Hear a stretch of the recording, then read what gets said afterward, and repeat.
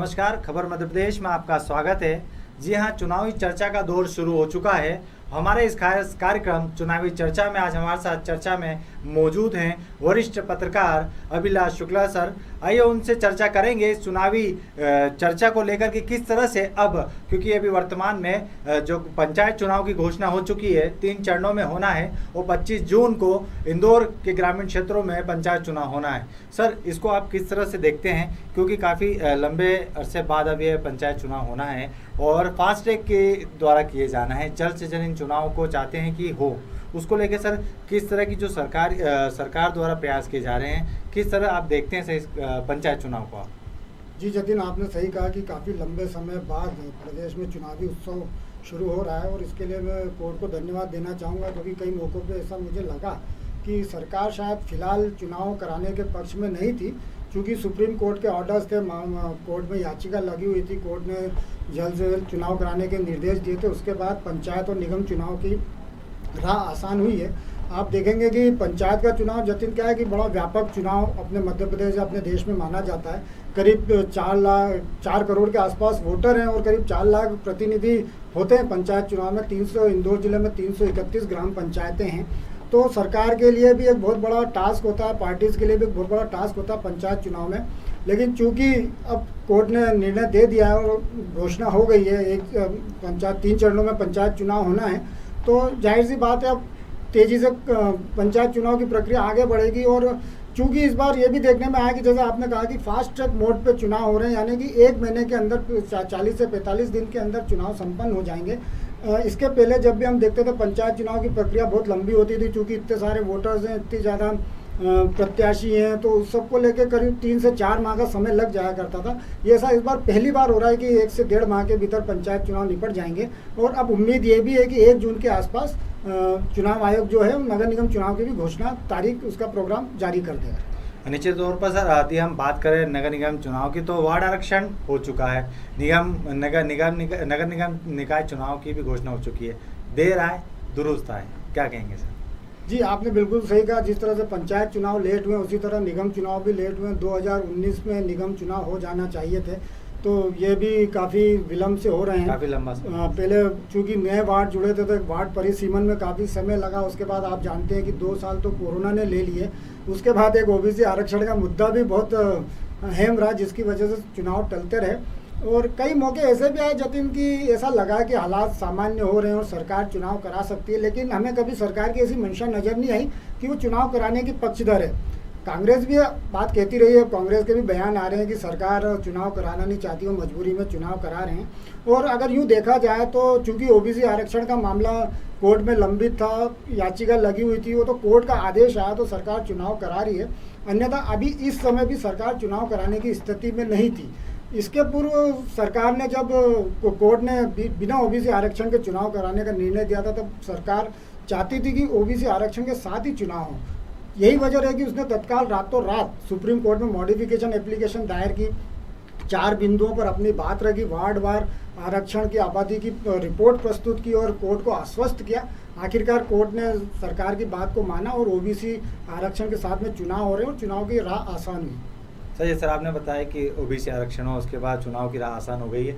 आरक्षण का लेके काफ़ी उठा मुद्दा सर, उसको लेके क्या कहना है सर? जी, इस नगर निगम चुनाव में सही बात कह रहे हैं आपकी, आरक्षण का मुद्दा काफ़ी हावी रहा चुनाव होने से पहले, वर्तमान में, और मैं कहूँगा जतिन आपको पूरे चुनाव में आरक्षण देखने को मिलेगा।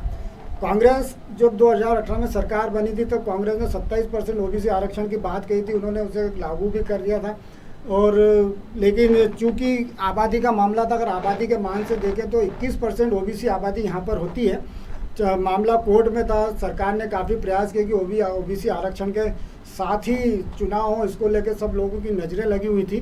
तो कुल मिला के ओबीसी का आरक्षण आपको आगे भी देखने को मिलेगा और कांग्रेस का अभी आरक्षण का मुद्दा आगे भी देखने को मिलेगा।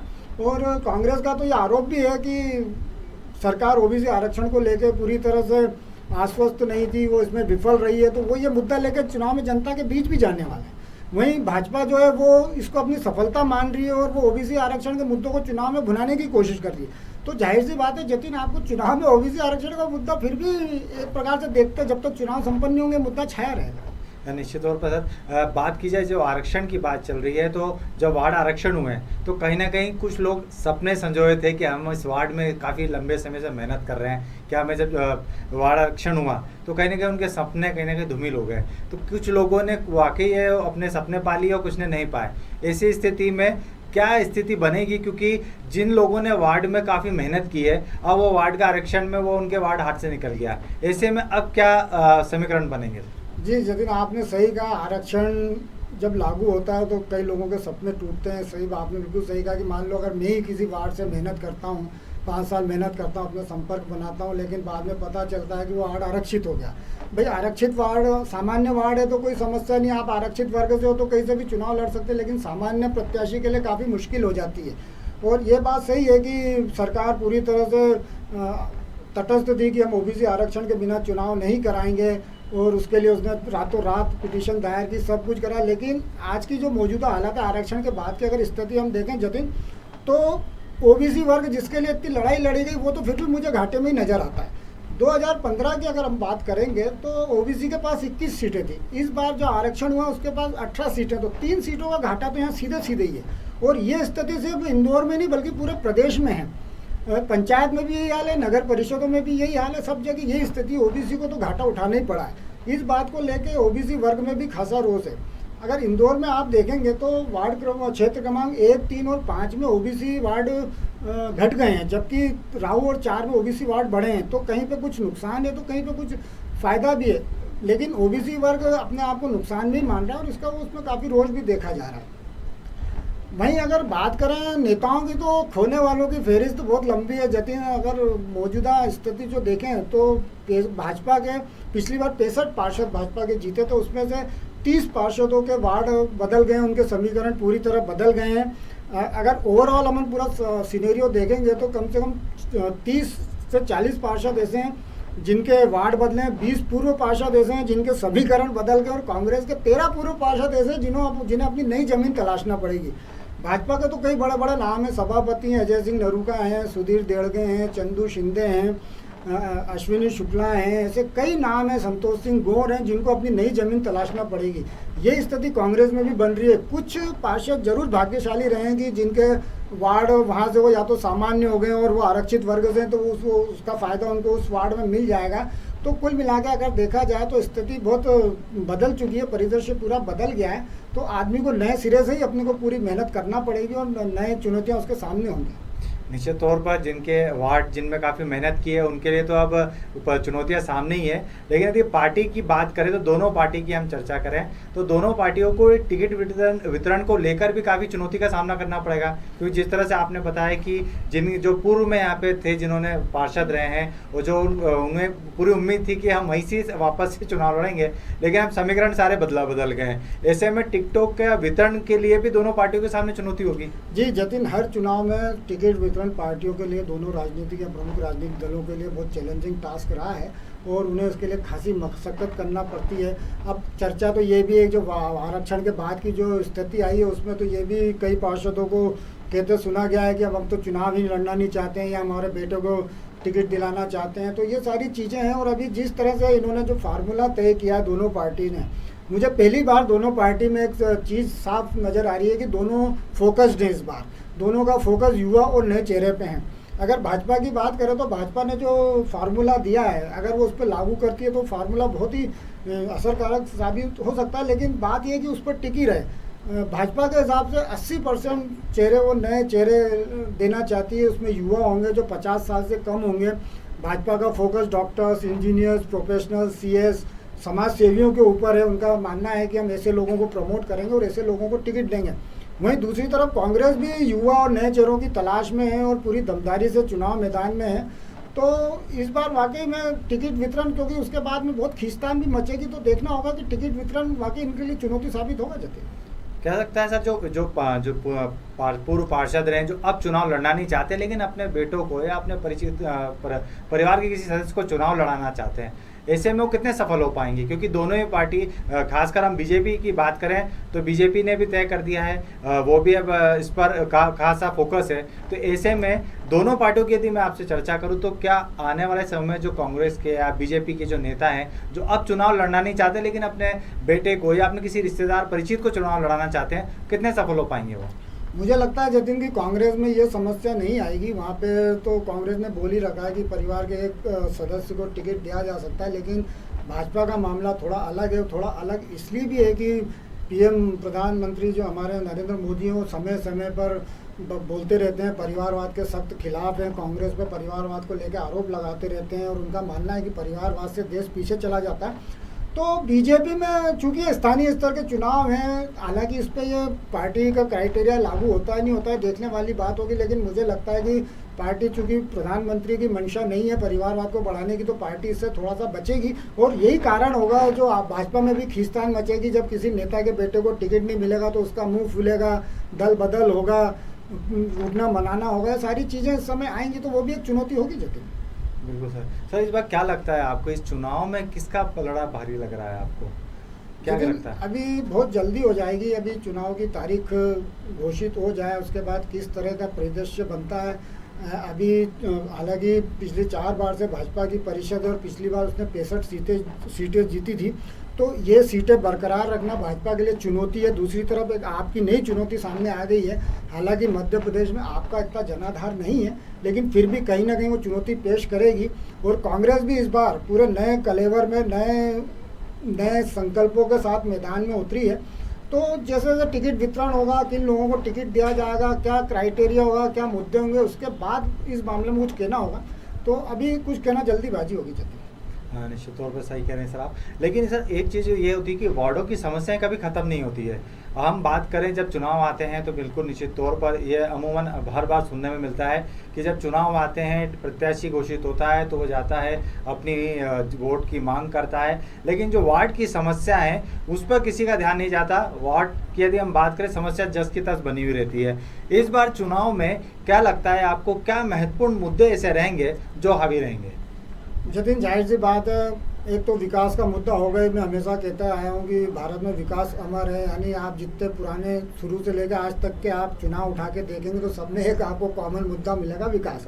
हालांकि विकास एक निरंतर प्रक्रिया है, विकास हुआ भी है, लेकिन आज भी चुनाव विकास के मुद्दे पे लड़े जाते हैं। क्योंकि नगर निगम के चुनाव है, स्थानीय स्तर के चुनाव है, वार्ड की अपनी अपनी समस्याएं होती हैं, स्थानीय समस्याएं होती हैं। पब्लिक को नगर निगम से सिर्फ मूलभूत सुविधाओं की आशा होती है।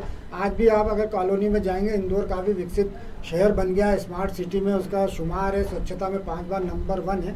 लेकिन आज भी आप देखेंगे तो कॉलोनी में कहीं सड़क की समस्या है, कहीं ड्रेनेज का पानी घरों के सामने भरा है, गलों में गंदा पानी आ रहा है, तो अतिक्रमण है, पड़ोसी ने अतिक्रमण कर लिया, इंक्रोचमेंट है, कहीं दुकान अवैध लगी हुई है। इस तरह की जो छोटी छोटी समस्याएं हैं, यही मुद्दे स्थानीय स्तर पर वार्ड के जो स्थानीय समस्याएं वही मुद्दे रहेंगे जतिन। तो इस बार पर एक चीज़ वो देखने में स्मार्ट सिटी प्रोजेक्ट के तहत काम हुआ है। निश्चित तौर पर इंदौर के विकास की बात की गई स्मार्ट सिटी प्रोजेक्ट के तहत, लेकिन उसके चलते यदि हम बात करें काफ़ी प्रमुख बाज़ारों की बात करें, वहाँ बड़ी संख्या में अतिक्रमण हटा, लोगों के व्यापारों को नुकसान पहुँचा है। ये सब चीज़ें जब हम फील्ड पर रहते हैं और जब हम व्यापारियों से बात करते हैं तो कहीं ना कहीं उनकी पीड़ाएं सामने आती हैं कि इस स्मार्ट सिटी प्रोजेक्ट के तहत कहीं ना कहीं, क्योंकि यदि हम बात करें राजवाड़ा क्षेत्र की 2 साल कोविड रहा, उसमें काफ़ी परेशानी हुई। उसके बाद एक बार फिर जब स्मार्ट सिटी प्रोजेक्ट की गति आगे बढ़ी विकास की ओर, तो कहीं ना कहीं उससे व्यापारियों को भी व्यापार का नुकसान उठाना पड़ा है। ऐसे में क्या ये जो स्मार्ट सिटी प्रोजेक्ट को लेकर जो विकास की बात कही गई है, विकास को लेकर जो प्रमुख बाजार या आसपास जो तोड़फोड़ हुई है जिससे व्यापारी कहीं परेशान हुए, इसका भी असर चुनाव में देखने को मिलेगा सर? जतिन, इसके बारे में मैं कहना चाहूँगा कि 2015 के चुनाव में भी हमने देखा था, उस समय बियाबानी रोड और गणेशगंज का मुद्दा काफ़ी हावी था।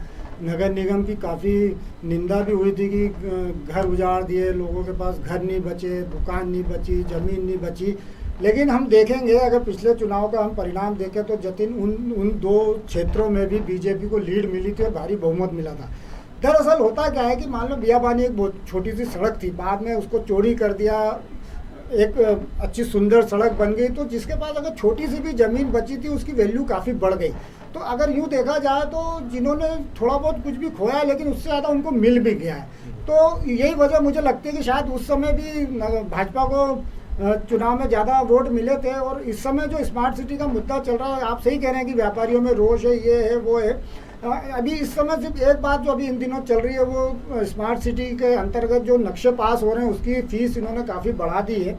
मतलब 12-12 लाख 10-10 लाख रुपए नक्शे पास कराने की फ़ीस लग रही है। उसको लेके ज़रूर रोष है लोगों में।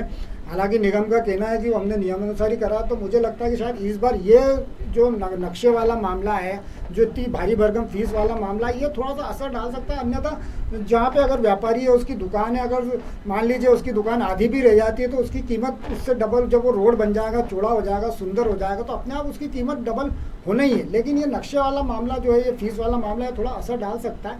और अब पब्लिक भी समझ गई है कि विकास के बाद में थोड़ा सा चेंज तो आता ही है। तो मुझे लगता नहीं कि बहुत ज़्यादा ये मुद्दा हावी हो पाएगा जतिन। सर, एक जो महत्वपूर्ण एक बात है सर, इस बार क्या लगता है आपको, महापौर के लिए कौन प्रबल दावेदार रहे हैं? हम बीजेपी की बात करें या कांग्रेस की बात करें?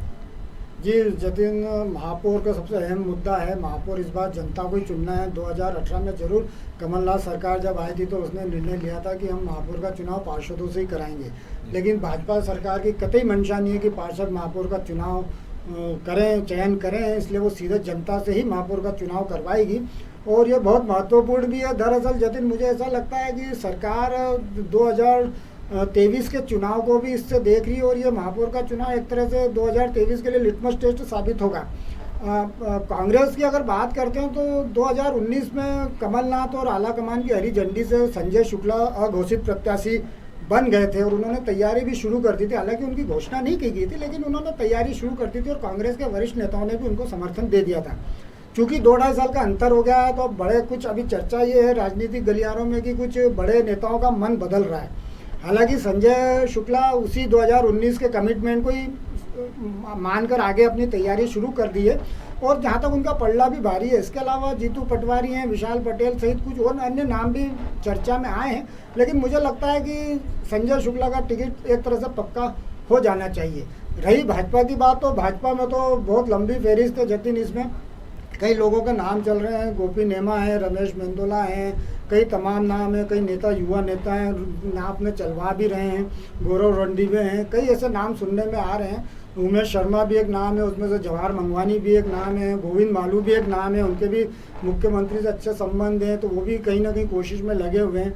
एक्चुअली चूँकि अब सामान्य महापौर का पद सामान्य होगा, तो सामान्य दावेदारों में भी एक आस तो जगी। और चूँकि पार्टी का क्राइटेरिया युवा का है, तो जितने युवा नेता हैं जो सक्रिय सालों से पार्टी में लगे हैं, उनके भी कहीं ना कहीं सपने हैं, तो वो भी पूरी दमदारी से महापौर पद के चुनाव के लिए लगे हुए हैं। लेकिन जतिन, जहाँ तक मेरा आकलन है, तो मेरा ये मानना है कि अगर पार्टी सामान्य सीट पर सामान्य व्यक्ति को लड़ाने के नियम पे अडिग नहीं रहती है, तो मुझे ऐसा लगता है कि पार्टी पूर्व महापौर मालिनी गौड़ को वापस रिपीट कर सकती है। उससे पार्टी को 2 फायदे होंगे जतिन। एक तो उसे अनुभवी महापौर मिल जाएगा जो शहर के विकास की निरंतरता को बनाए रखेगा।